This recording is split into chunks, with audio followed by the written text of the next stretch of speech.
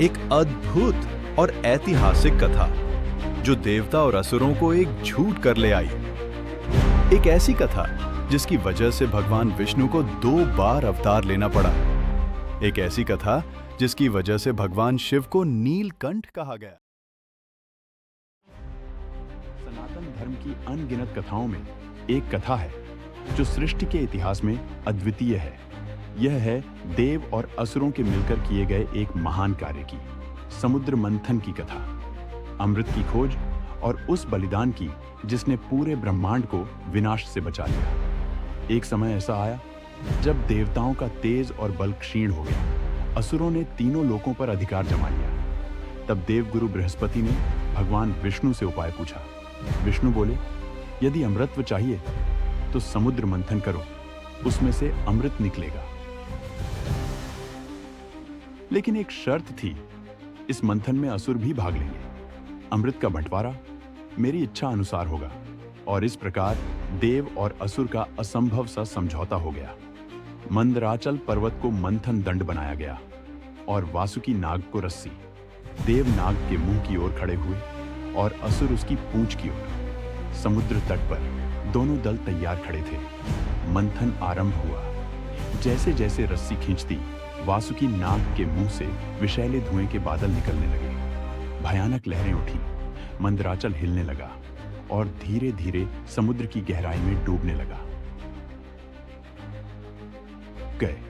तब भगवान विष्णु ने कच्छप अवतार लिया, एक विशाल कछुए का रूप। उन्होंने समुद्र की गहराई में जाकर अपनी पीठ पर पर्वत को स्थिर कर दिया। अब मंथन फिर से शुरू हुआ, पूरी शक्ति के साथ। मंथन के साथ साथ समुद्र से अद्भुत रत्न निकलने लगे। सबसे पहले प्रकट हुई लक्ष्मी देवी, फिर कौस्तुभ मणि, पारिजात वृक्ष, उच्चैश्रवा घोड़ा, ऐरावत हाथी, कामधेनु, अप्सराएं, वारुणी देवी, चंद्रमा, शंख, धन, हल्दी और अंत में धन्वंतरी देव हाथ में अमृत कलश लिए प्रकट हुए।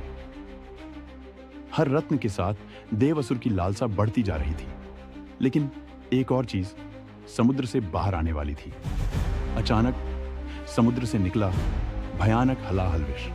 उसकी ज्वाला से तीनों लोग जलने लगे। आकाश धुएं से भर गया, जलस्तर उफान पर आ गया। विनाश सामने था।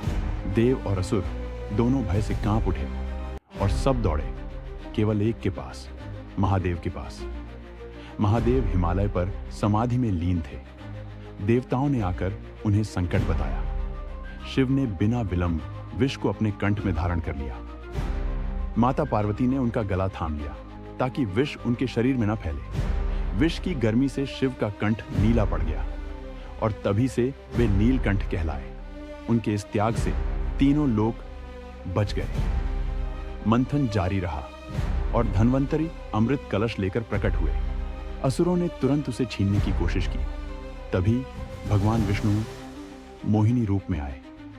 मोहिनी की मोहक छवि देख असुर मंत्रमुग्ध रह गए और इसी बीच अमृत देवताओं को पिला दिया गया। देवताओं ने पुनः अपनी शक्ति पाई और धर्म की विजय हुई। समुद्र मंथन की यह कथा हमें सिखाती है कि जब भी संकट आए तब हम सबको एकजुट होकर प्रयास करना चाहिए। और याद रखिए कि त्याग और धर्म ही सच्ची विजय दिलाते हैं।